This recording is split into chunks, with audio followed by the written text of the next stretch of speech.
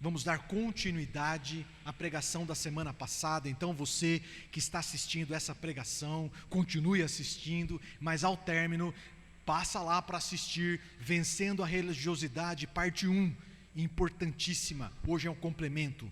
Senhor, venha com a unção do Teu Espírito sobre nós, esse Espírito de paternidade, esse Espírito que nos adota, esse Espírito que nos ministra a identidade de filho, esteja sobre nós, governa sobre este lugar, governa sobre esse ambiente, me dá, ó Pai, a unção necessária para ministrar a Tua palavra e quebrar este jugo da religiosidade e destruir toda a amarra da religiosidade que porventura tenha nos contaminado, no nome do Senhor Jesus, amém, amém, glória a Deus, glória a Deus. Queridos, eu gosto muito desse assunto, porque esse assunto faz parte da minha história, do meu testemunho de libertação. Então falar de religiosidade é uma coisa assim, eu ia fazer uma pregação só, já viraram 2, e se eu não me esforço, vira 3, né? Vou me esforçar para que a gente possa encerrar hoje. Eu tenho 1 hora, eu acho que vai dar certo. Outra coisa, eu preciso agradecer a disciplina e a aplicação de vocês. Esta é uma igreja que aguenta uma pregação de 1 hora, fala amém, fala amém. Essa é uma igreja apaixonada pela palavra de Deus, e eu sempre pedi isso a Deus, uma igreja que se movesse na adoração, e uma igreja apaixonada pela palavra. Então é muito difícil você sair para pregar, e ainda tem o desafio de pregar 20 minutos, porque os irmãos não aguentam 30, então eu louvo a Deus que vocês são firmes. Isso é só um elogio para você continuar firme, amém, glória a Deus. Vamos lá, quero relembrá-los, né? Nós vamos trabalhar o texto de Lucas 15, você pode abrir aí, deixa no jeito, nós vamos projetar aqui também, mas é legal que você tenha aí no jeito. O texto de Lucas 15 fala da parábola do filho pródigo, mas o texto nos diz que o pai tinha 2 filhos, estão comigo? O pai tinha 2 filhos, é assim que começa o texto. O filho mais famoso, né, é o filho mais novo, conhecido como filho pródigo.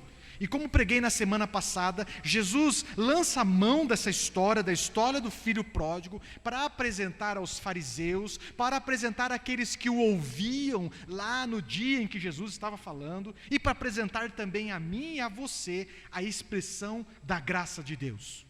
A expressão da graça de Deus. Então Jesus pegou essa história e apresenta a nós o antídoto para o veneno da religiosidade. Qual é o antídoto para o veneno da religiosidade? A graça de Deus. A graça de Deus. E através dessa história, Jesus dá um checkmate na mentalidade religiosa que governava a mente dos fariseus, dos saduceus e de outros seus daquela época, uma mente religiosa. Então, isso é a pregação, foi a pregação da semana passada. Assista, veja de novo, porque em instâncias diferentes, em graus diferentes, todos nós fomos de alguma forma envenenados, intoxicados com a religiosidade. Todos nós, todos nós. Então, no texto de hoje, mas o pai tinha 2 filhos, e no texto de hoje, né, nós vamos estudar um filho que pouco estudado, que raramente falamos, que raramente estudamos, que é o filho mais velho da história de Lucas 15. O pai tinha 2 filhos, e um dos filhos é o filho mais velho de Lucas 15. Então, Jesus vai usar o comportamento, a manifestação desse filho para ilustrar as sequelas da religiosidade na vida de uma pessoa. Então Jesus usou a história do pródigo para ilustrar a graça de Deus. E Jesus vai pegar a história do filho mais velho para mostrar as sequelas que a religiosidade produz na vida das pessoas. Então eu vou na sequência de Jesus, né? Primeiro Jesus falou do pródigo e em seguida Jesus fala do filho mais velho. Então, através do comportamento, das atitudes atitudes, das falas, do posicionamento do filho mais velho, você precisa fazer um autoexame, uma reflexão, se você também não tem, em algum grau, a mesma ideia, a mesma forma de pensar. E não estranhe se você se deparar confrontado pela fala de Jesus, confrontado com o pensamento de Jesus. Então, vamos lá, Lucas o capítulo 15, nós vamos ler do versículo 22, né? Eu já vou direto para a história do filho mais velho, pode projetar para nós, Lucas 15, eu já estou lendo, já vou entrar direto no versículo 25, enquanto isto, né? Lucas 15, 25, diz assim: enquanto isto, o pai recebeu o filho pródigo, está fazendo uma festa, está celebrando a vida, não é? Porque a graça se manifesta em alegria, não é? A graça se manifesta em festa, não é assim que terminamos a pregação passada? Enquanto isto, enquanto rolava a festa, enquanto isto, o filho mais velho estava onde? Vamos, gente, no campo. Quando se aproximou da casa, ouviu a música e a dança, então chamou um dos servos e perguntou-lhe o que estava acontecendo. E este lhe respondeu: seu irmão voltou e seu pai matou o novilho gordo, porque o recebeu de volta são e salvo. Próximo slide.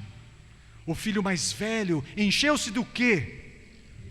De ira e não quis entrar. Então seu pai saiu e insistiu com ele, mas ele respondeu ao seu pai: olha, todos esses anos tenho trabalhado como um escravo ao teu serviço e nunca desobedeci às tuas ordens, mas tu nunca me deste nenhum cabrito para eu festejar com os meus amigos. Mas quando volta para casa, esse seu filho que esbanjou os teus bens com as prostitutas, matas o novilho gordo para ele. Disse o pai: meu filho, você está sempre comigo e tudo que tenho é seu, mas nós tínhamos que comemorar e alegrar-nos, porque este seu irmão estava morto e voltou à vida, estava perdido e foi achado. Amém, queridos? Amém.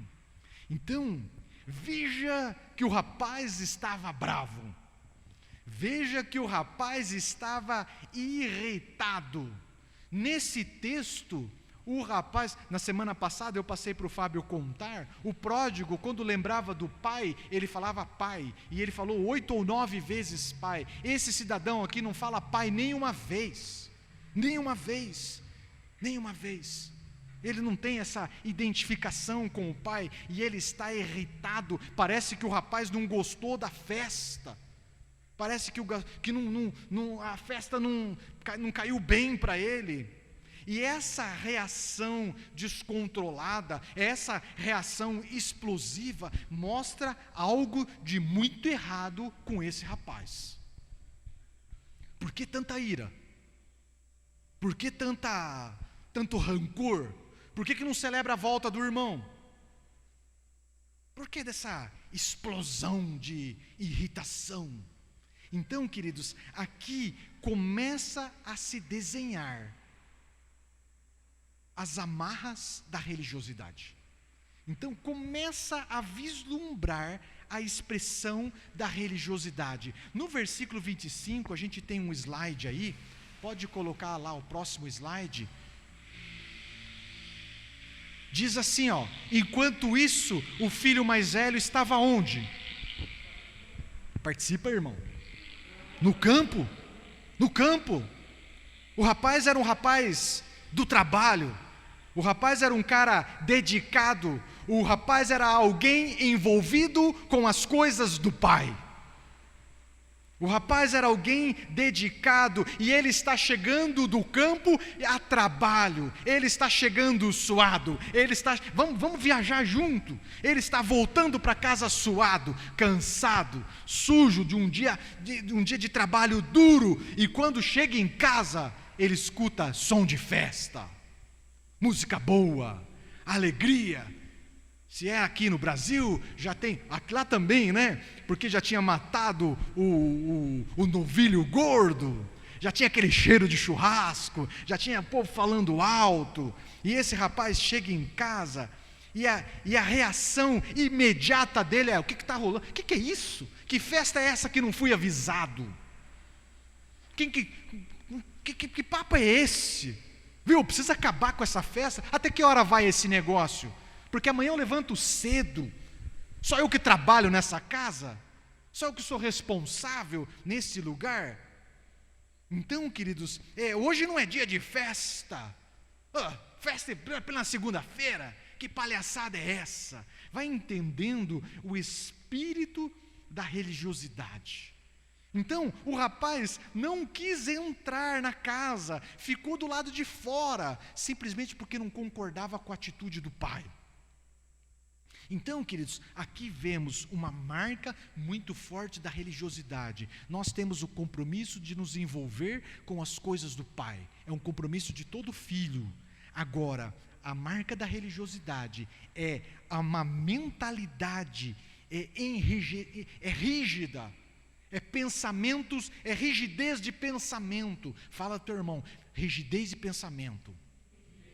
Rigidez de pensamento, essa é a primeira marca da religiosidade.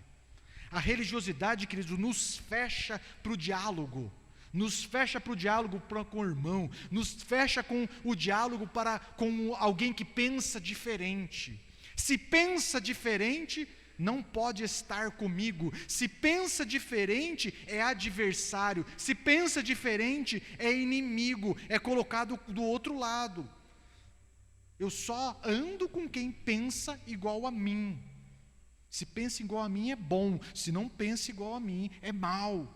Então, a rigidez de pensamento é uma expressão fortíssima da religiosidade e que se espalha para todas as áreas. Uma rigidez doutrinária, uma rigidez teológica, uma rigidez de costume, não compreende a manifestação multiforme de Deus. Deus, para ele, só se manifesta de um jeito, o jeito que ele recebe. Então, até o Tiago me lembrou, e já estava na pauta aqui, um apóstolo que conhecemos, um missionário da igreja dele, ou conhecido por ele, estava pregando nessas tribos indígenas do Brasil, e já estava pregando há muito tempo. A tribo não era hostil a ele, não o agredia, mas ninguém se convertia. Ninguém se convertia, o cacique ouvia a pregação, mas não se convertia, ninguém se convertia e nada acontecia. E um dia, o cacique mandou chamar o missionário e falou para o missionário: eu vi o Jesus que você prega. O missionário, glória a Deus, eu vi o Jesus. E ficou emocionado, imagina, né, pregando já por um bom tempo e nada acontecia, e agora o cacique viu Jesus. E aí o missionário falou o seguinte: que bênção, glória a Deus, e como que Jesus estava vestido? O cacique virou para ele: vestido? Ele estava pelado. Oh, queridos, você vê como é que é o negócio? A multiforme sabedoria de Deus, as muitas formas de Deus se manifestar. Porque Deus se manifesta. Por que Jesus, não, raciocina comigo, não é? Por que Jesus se manifestaria vestido de branco como eu e você costumamos ver, com uma faixa vermelha? Esse é o Jesus, essa é uma forma do Senhor Jesus se manifestar a nós, mas para ele, Jesus se manifestou do jeito dele. Mas a religiosidade nos rouba essa dimensão. A religiosidade nos coloca o Evangelho, coloca a fé, coloca Deus de uma forma minha.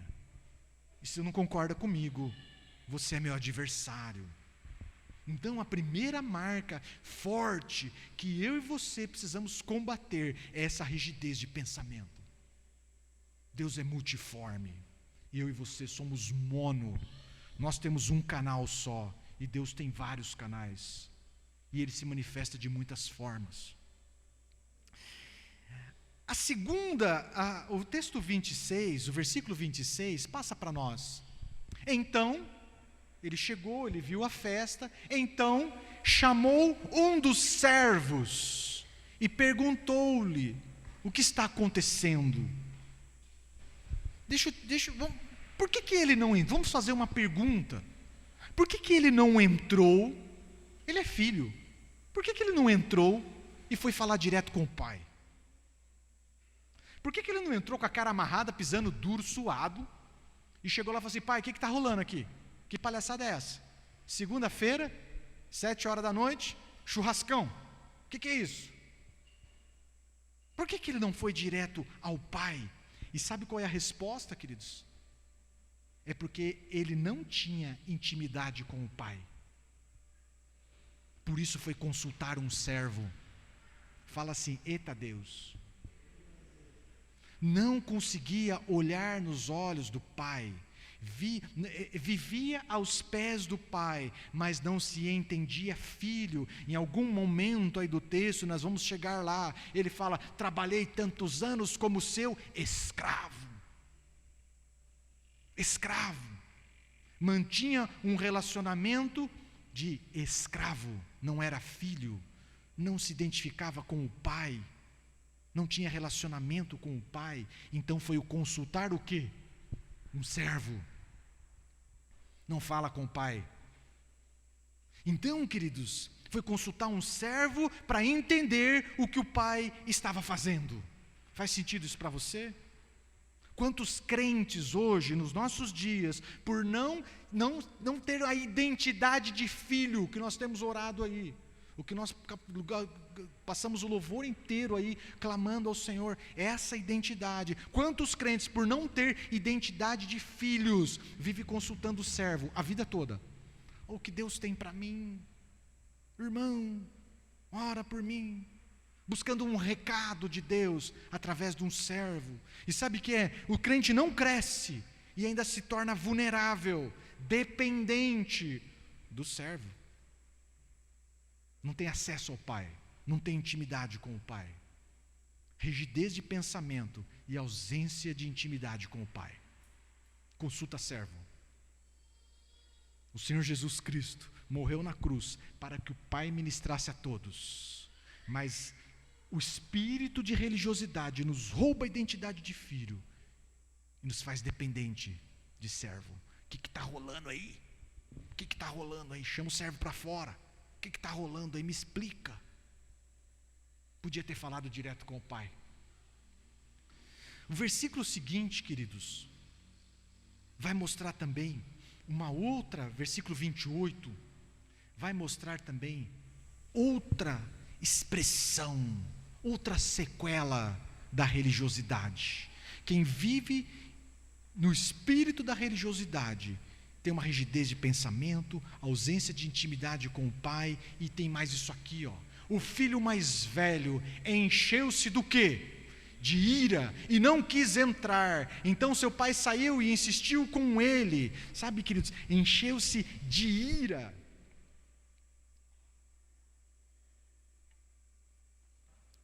Ficou irado com o quê? Não entrou por quê? Não entrou, insistiu para entrar, não entrou por quê? A notícia não era boa? A notícia era boa para todo mundo, menos para ele. Era boa para todo mundo, mas a mente da religiosidade, ela não sabe chorar com os que choram. Não sabe. Ela não, e muito menos se alegrar com os que se alegram. Viu? Ele não sabe chorar com os que choram, né? Tá todo mundo chorando, ele está assim, lágrimas de crocodilo. Glória a Deus, oh, aleluia, como Deus é justo, oh Senhor, meus pêsames, é assim, porque ele não entende a linguagem do amor, ele não entende a linguagem da misericórdia. Então um ambiente de choro, para ele é um ambiente de regozijo. Era isso que ele esperava. Ele esperava o dia que esse rapaz voltasse, era chicote estralando, mas ele se deparou com festa. Não se alegra com os que se alegram, não consegue se alegrar com os que se alegram. A religiosidade, queridos, eu já falei na semana passada, não gosta de gente, não gosta de gente. Então, ao saber que o irmão irresponsável voltou, ele ficou tomado de inveja. Ficou tomado de inveja. Sabe o que é inveja? Uma versão minha, né? É um sentimento de mal-estar pelo que está acontecendo de bom na vida do irmão. Vou repetir, é um sentimento de mal-estar. Tem uns que dá até gastrite, dá até vontade de vomitar. É um sentimento de mal-estar pelo que de bom está acontecendo na vida do irmão. Então, ele esperava, o que ele esperava? Ele esperava que o pai escorraçasse o pródigo publicamente, sabe? Ele esperava isso, mas não foi isso que aconteceu. O que aconteceu foi festa, foi regozijo, festa da boa. Eu não entendo essa parada aí do novilho gordo, mas eu acho que eles ficavam guardando esse novilho para a hora, para o dia que seria o dia. E de repente o pai faz aquela festança tão esperada em favor de um filho pródigo. E então o rapaz se encheu de ira, o rapaz se encheu de inveja, o rapaz se encheu de falta de alegria, e aí explodiu. Então, rigidez do pensamento, ausência de intimidade com o pai e a ausência de alegria que se transforma em inveja e que vira ira. Esse rapaz aqui, para esse rapaz, a ideia do filho do irmão mais velho era que o irmão dele morresse. A notícia boa para ele é isso: morreu teu irmão. Oh, glória a Deus, Deus é justo. Essa é a mentalidade religiosa. Detesta pessoas, ama regras. Isso, queridos, de uma forma disfarçada, acaba acontecendo dentro da igreja, por incrível que pareça.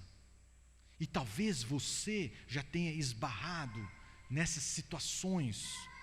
Então alguém vem e fala assim: nossa, meu irmãozinho, que bela pregação, fui muito edificado pela tua pregação. E é aquele ambiente de alegria, não é de bajulação, é de verdade, de leveza, de alegria. Mas ali do lado está o irmão mais velho, cheio de religiosidade.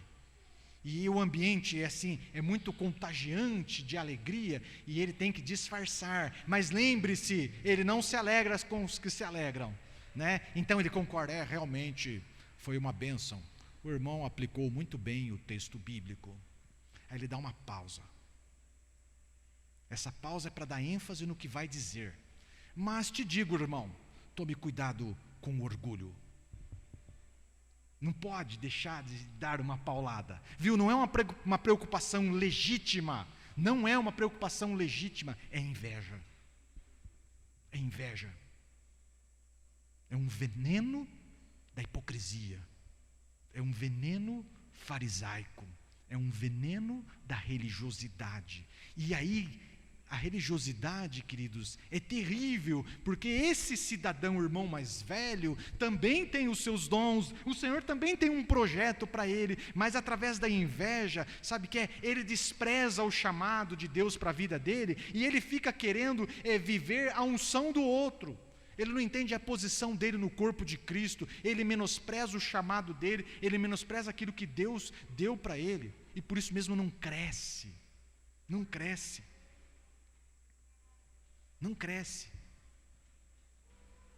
Então, eu queria que você desse uma analisada aqui comigo, na ótica do servo, que foi chamado para fora da festa, para explicar para o filho mais velho o que estava acontecendo. Por muitas vezes, eu fui esse servo, sabe? Então, imagina assim, festa boa, a glória de Deus caindo, unção sendo derramada, né? E o filho mais velho reclamando lá na porta. E alguém vem lá e fala assim: viu, tem um rapaz chamando você lá fora. Aí você chega lá fora, né? E já está lá o irmão mais velho, já está lá com aquela cara. O que está acontecendo aí? O que está, de uma forma impositiva, autoritária, por favor, o que está acontecendo aí? Aí você está todo contagiado pela festa, rapaz, o pai matou, seu irmão voltou, rapaz, teu pai está dando uma festança, vamos entrar. Ele diz, não, quem que está no controle aí? Quem que ordenou? Ô irmão, por favor, o que está acontecendo? Rapaz, a glória de Deus está sendo derramada, unção do céu, cara. Me diga, quem que está dirigindo o culto? Você está entendendo? Querido, a situação desse servo é difícil, porque você sai de um ambiente de festa, de glória, de unção, de mover de Deus, e você vai para lá, e você se depara com um caixote, preso num caixote. Mas o que está acontecendo? Mas vocês agendaram? Mas vocês comunicaram à diretoria? Você entende? Você sai da glória e entra num tribunal, porque a religiosidade entende de tribunal, entende de inquisição, entende desse negócio. E eu preciso te dizer, esse espírito de religiosidade, ele não se alegra, ele não participa da festa e quer roubar a festa de você. Ele quer reverter o clima de festa, o clima de alegria e impor um clima de discussão. Ele quer juntar um grupinho para ele contestar o que está acontecendo. E se você bobear, você passa a noite inteira entregando um lenço para ele. Não é assim, o seu pai te ama, mas você é tão querido aqui conosco. Você entende? Quer roubar a festa.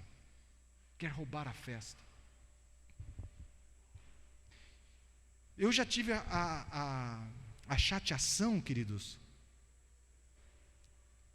Tinha uma pessoa, numa das igrejas as quais frequentamos, que no horário do louvor, ele ostensivamente, sabe o que eu quero dizer com esse ostensivo? É que ele não era discreto. Ele ostensivamente se levantava, se retirava, e não somente se retirava, como atravessava a rua e ficava do outro lado até terminar o louvor. Por que ele atravessava a rua? Porque senão você podia confundi-lo com os irmãos da recepção, do ministério de recepção. E ele fazia isso e ficava lá do outro lado, todo marrento, com a cara fechada, esperando o louvor terminar. Simplesmente porque ele entendia que a adoração era de um jeito e a igreja celebrava de outro. Só por isso. E algumas pessoas falam assim, irmão, tudo bem, vamos entrar. Eu disse, não vou entrar porque eu não concordo. Cara, se você parasse ali, e já aconteceu comigo, que é isso, irmão, vamos entrar. Você perde a adoração. Eu não sei por que ele já sabia que o culto ia começar com a adoração, mas já que não gosta da adoração, chega apenas para a pregação. Mas não é assim. Precisa estar à porta, reclamando, murmurando, se manifestando, não é? E esse irmão mais velho criou um climão lá fora. A ideia é essa, é criar um climão lá fora, de forma tão grande que a notícia chegou no pai. E aí, olha a situação do pai. Então seu pai saiu e insistiu com ele. Entende? Um pai que estava celebrando, um pai que estava alegre, agora precisou sair para ir lá, insistir, bajular, passar a mão na cabecinha do filho mais velho. O que é isso, meu filho? Olha o climão que esse cara provocou. Então o pai chega lá e insiste, mas sabe o que é? Como a festa não era para ele, o homenageado não era ele, então a festa não era boa. Então, queridos, aqui tem uma coisa muito interessante. Esse rapaz aqui trabalhava pontualmente, trabalhava para o pai, na busca de reconhecimento. Ele não trabalhava por amor, ele trabalhava por interesse. E como o homenageado não foi ele, o reconhecimento que ele esperava não aconteceu, foi o que bastou para ele derramar tudo o que tinha no seu coração. Então o rapaz derramou toda a sua ira, todo o seu furor, toda a sua decepção. Por quê? Porque a boca revela os segredos do coração. Guarda isso com você. Sara, cura o teu coração, porque a boca entrega os segredos do coração, aquilo que ele disfarçou por anos. Sabe o que aconteceu? Em fração de segundos, ele explodiu todo. E aí é esse texto aqui que nós vamos ler. Olha isso aqui, 29. Olha, pesca o tom, pesca o coração. Leia o texto e tente discernir o coração do rapaz. Mas ele respondeu ao seu pai. A NVI coloca esse olha. Sabe aquele do cara azedo? Olha aqui. Mas ele respondeu ao seu pai: olha, todos esses anos tenho trabalhado como um escravo ao teu serviço e nunca desobedeci às tuas ordens, mas tu nunca me deste nenhum cabrito para eu festejar com os meus amigos. Mas quando volta para casa, esse seu filho que esbanjou os teus bens com as prostitutas, matas o novilho gordo para ele. Olha aqui. Olha isso, entende, queridos? O coração, entende a fúria desse rapaz? O grande lance aqui é que ele não se vê como filho, ele se vê, o trabalho comum, o quê? Escravo, não tem identidade de filho, vivia como escravo. Não via o pai como um pai, e sim como um senhor de escravos, com um chicote na mão, pronto para castigar, pronto para punir. A religiosidade roubou a identidade de filho e colocou na cabeça dele que ele é escravo. Não conhece o pai, um pai de perdão, de amor, de misericórdia, de compaixão, o pai da graça. A religião encaixotou esse rapaz. Encaixotou. Então, se acaso alguém, tivesse notícia do pródigo, no tempo em que o pródigo estava lá no chiqueiro de porco, e falasse assim: rapaz, você sabe do teu irmão? Ele: não quero nem saber desse rapaz, nem me fala. Rapaz, o teu irmão está cuidando de porcos. É mesmo? Oh, que bênção. Sabe o que é, queridos? É alguém que se alegra com a desgraça dos outros. Se alegra com a desgraça dos outros. Oh, como Deus é justo. Aleluia.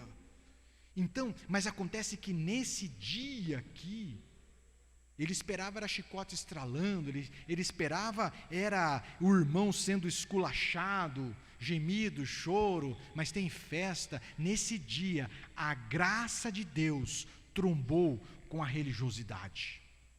A graça de Deus chocou, bateu de frente com a religiosidade. E o que a gente observa aqui é um outro ingrediente da religiosidade, chama-se dureza de coração.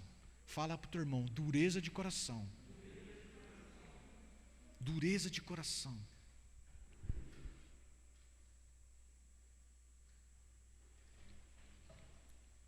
Esse espírito, queridos, empaca a igreja. Empaca a igreja. Por isso que o Senhor tem nos levado a curar o coração, e a gente trabalha insistentemente nisso, e creio que na hora certa Deus vai virar a página disso, porque empaca a igreja.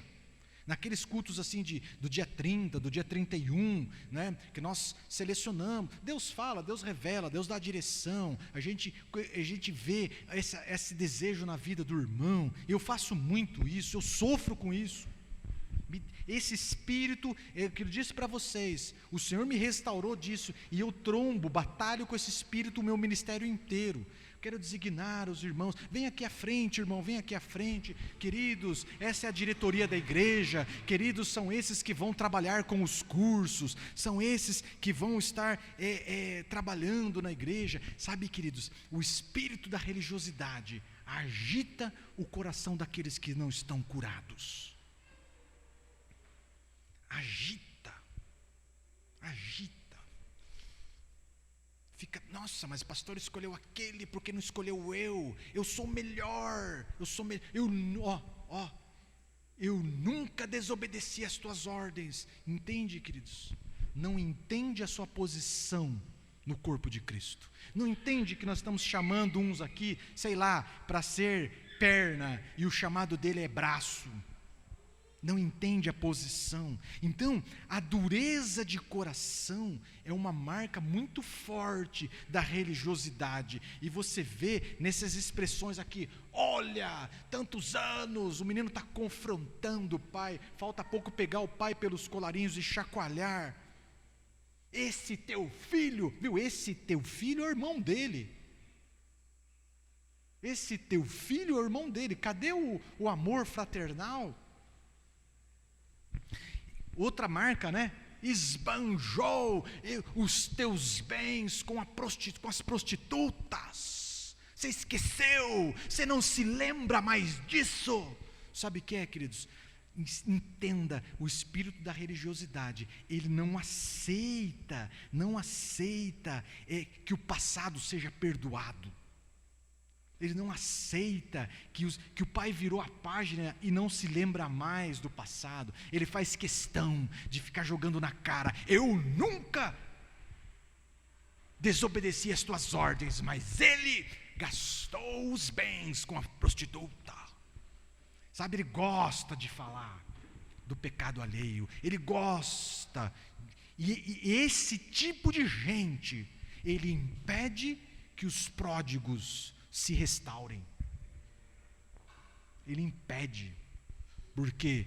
Porque na história desse rapaz aqui, ninguém pode experimentar um arrependimento. Na visão da religiosidade, ninguém pode escrever uma nova história. Ninguém pode superar o passado feio, o passado assombroso. Ninguém pode deixar, né, uma vida de pecado e agora caminhar numa vida de graça. Na ótica da religiosidade, isso não é possível. Então ele faz questão: esse aí eu sei. Quando chegou aqui na igreja, ele adora tentar denegrir, manchar a graça de Deus. Muitos pródigos, queridos, não chegam aos braços do pai, porque antes cruza na porta da igreja com o filho mais velho. Oh, que bênção que você veio! Eu estava esperando esse dia. Oh, Jesus, é hoje. Quem que vai pregar? Pastor Gil. Oh, Senhor, dá um chicote para ele. Sabe, queridos, as pessoas não entendem da graça de Deus. Eles esperam que os arrependidos sejam surrados, confrontados, agredidos, quando na verdade o pródigo é restaurado. É recebido. Então, essa dureza de coração agressiva, ela estabelece uma comparação entre eu, o correto, ele, o irresponsável. E a síntese dessa fala resume num sentimento. E eu queria que você analisasse se isso não faz parte da tua vida. É um sentimento de eu sou invisível. É isso. A síntese dessa fala é assim: pai, você não vê. Eu estou há tanto, eu sei, eu tenho a sensação de ser invisível. É isso. E queridos, e o que fundamenta esse sentimento de eu sou invisível? Se sentimenta, se alicerça numa motivação errada. Ele trabalhava para o pai, para ter reconhecimento. Ele não trabalhava por amor. Ele buscava reconhecimento. A motivação estava errada. Então, deixa eu falar agora com vocês, conosco. Se por acaso passa no teu coração esse sentimento de eu sou invisível, viu? Reveja as suas motivações. Reveja as suas motivações. Eu estou falando para, viu, é filho. Aqui não está, viu? Entenda que essa parábola, que essa história de Jesus não está se referindo a perdidos, a incrédulos, a gente que não conhece a Deus. Está falando de filhos.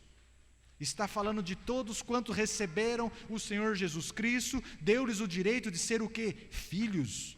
Está falando de pessoas que conhecem e receberam e conhecem a Cristo. Esse sentimento de eu sou invisível se fundamenta, se alicerça numa motivação que espera reconhecimento.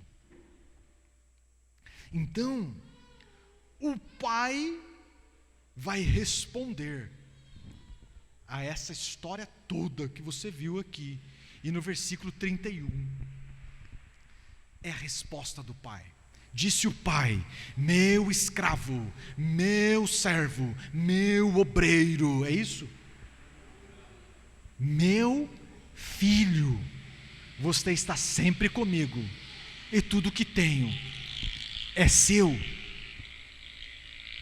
Tudo que tenho é seu. Então, queridos, entenda, vamos fazer um paralelo aqui agora, e vamos olhar a história na ótica do pai. Que situação difícil é desse pai. Ele tinha 2 filhos. O texto diz que ele tinha 2 filhos, mas vamos ser francos, por muito tempo ele não teve nenhum. O que parecia, dos 2 filhos, o mais velho parecia ser fiel, mas só parecia ser fiel. Também trabalhava por interesse, também estava de olho em reconhecimento, em retorno, também estava de olho em recompensa. E quando não foi recompensado, se rebelou. Então, o pródigo desperdiçou a sua vida longe do pai, e o mais velho desperdiçou a vida perto do pai, sem nunca se relacionar com o pai. Então, queridos, o pai restaurou o pródigo, manifestando a graça de Deus, manifestando o perdão, apresentando a misericórdia, mas agora o pai vai restaurar o filho mais velho. E qual é a ministração que o pai vai aplicar na vida do filho mais velho? É a identidade.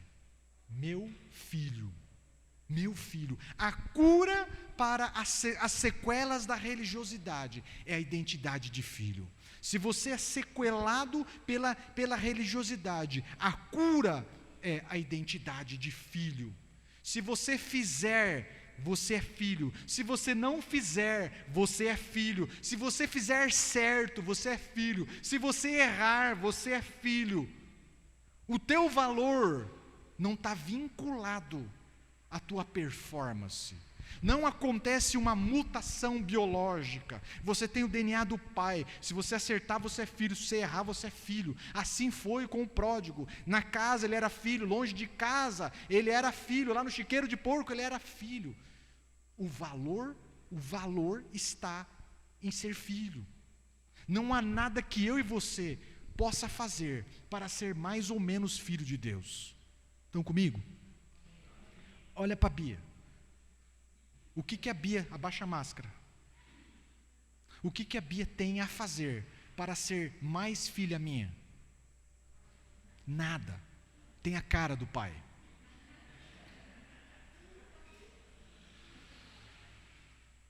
Receba isso do Senhor, meu irmão. Isso é libertador. É isso que acaba com a religiosidade em nós. Por que vivemos numa parada religiosa e distante do Pai, com uma mente rígida, sem intimidade com o Pai, irado, rancoroso, com uma rigidez no pensamento, com uma dureza de coração, num ambiente pesado? Sabe por quê? Porque não temos a identidade de filho. Você é filho. Você é filho, você não é escravo. Sabe o que o pai diz? Meu filho, se para o teu irmão eu entreguei o novilho, para você eu entrego tudo. Meu filho, se para o teu irmão eu entreguei parte dos bens, e ele desperdiçou, para você eu entrego tudo. Filho, desfrute de tudo, mas acima, desfrute do Pai. Desfrute do Pai. Desfrute da presença do Pai. Você não fica mendigando um cabrito. Você tem tudo. Desfrute da minha presença. Desfrute do Pai. Então, queridos, aqui tem uma coisa muito interessante. onde encontramos os filhos pródigos?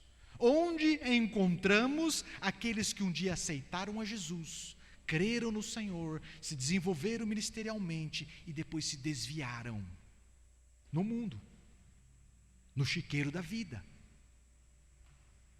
É isso. Sonhando em ter, em conquistar algo que nunca terão. Fala para o teu irmão, nunca terá, jamais terá. Fala, nunca terá, jamais terá. Sonhando em ter alegria, paz, propósito de vida, refrigério, longe do Pai.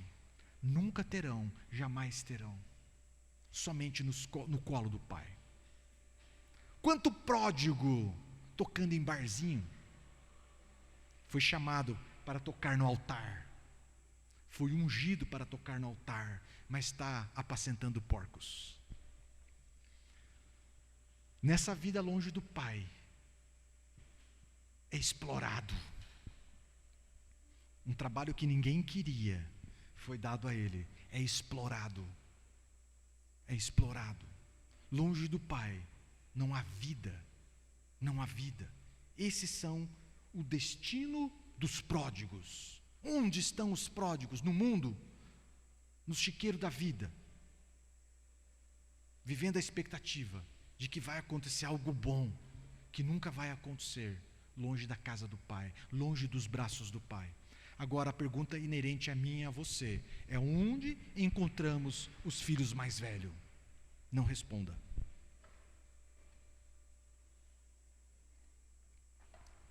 Encontramos dentro das igrejas. Os filhos mais velhos encontramos suado. É gente envolvida com as coisas do Pai, nas atividades da igreja,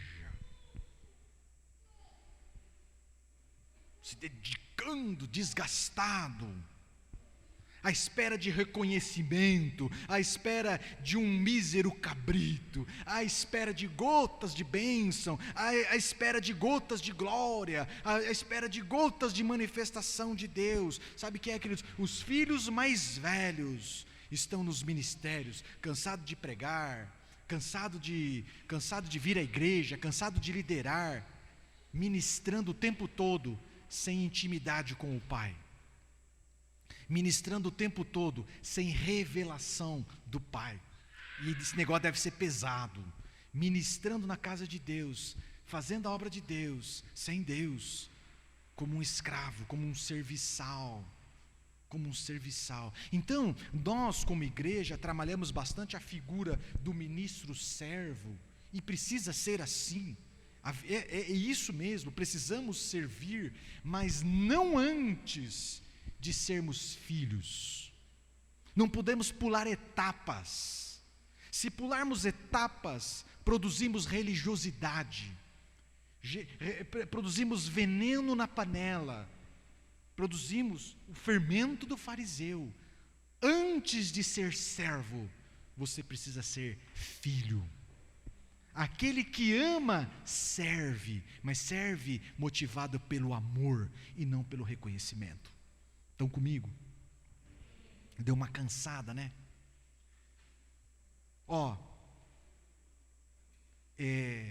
Nós temos filhos para quê?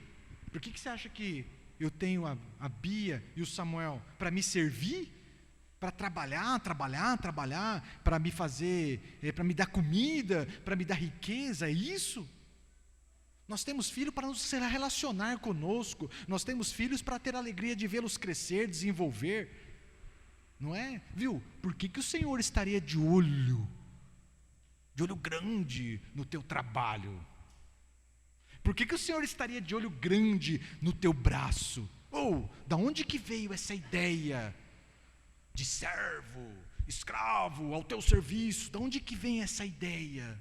Não vem do Senhor. O propósito de Deus para a tua vida é relacionamento.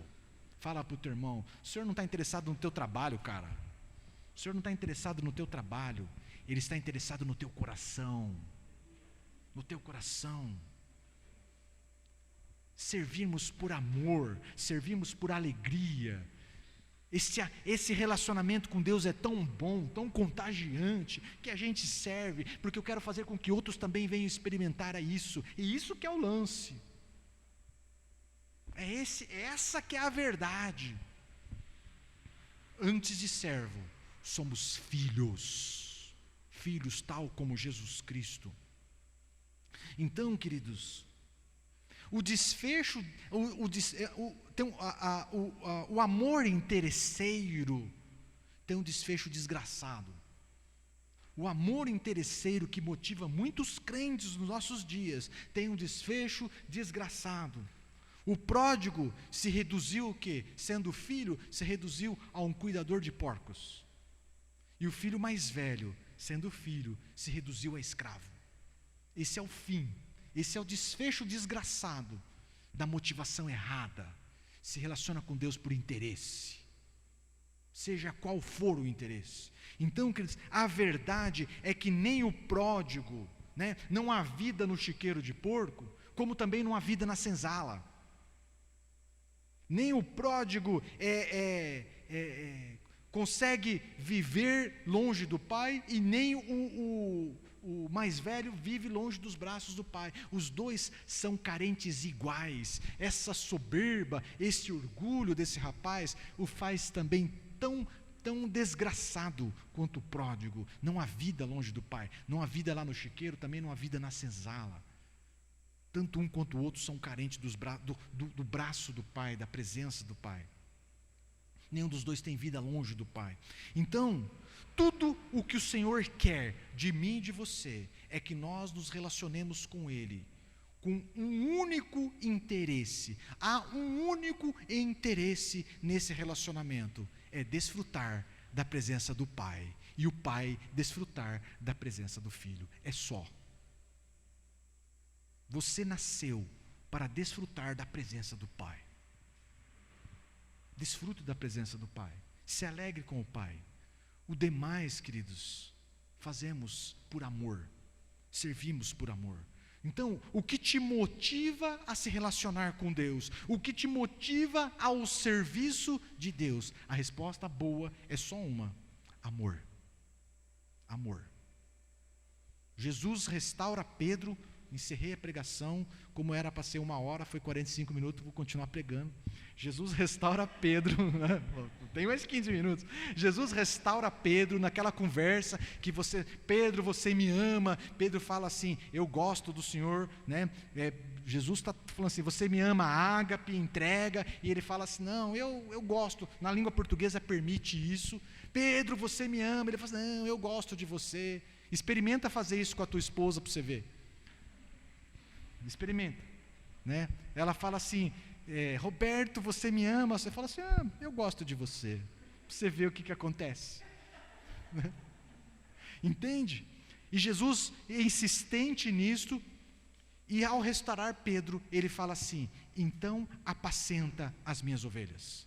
Sabe o que significa isso, queridos? Que quem ama também trabalha, quem ama serve, mas o que motiva é o amor e não o trabalho. Deus não está de olho no teu trabalho. Deus não está assim: opa, chegou mais um obreirão. Oh, que bênção, olha, glória a Deus, a Renovo tem vários obreirão, vários servão, vários escravão, viu? Deus não está de olho nisso, cara. Isso quem criou foi a religião, e nós precisamos nos libertar disso. Vou continuar pregando.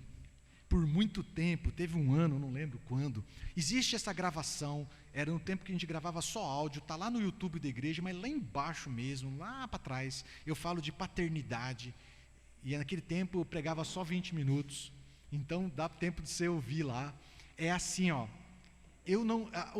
Ministério Lagoinha lançou uma música, e de repente, quando eles gravaram o DVD, e nós comprávamos o DVD, viu, você que é da geração nova, não sabe o que é DVD, dá uma consultada depois no YouTube, pra você, no Google, para você ver o que é DVD.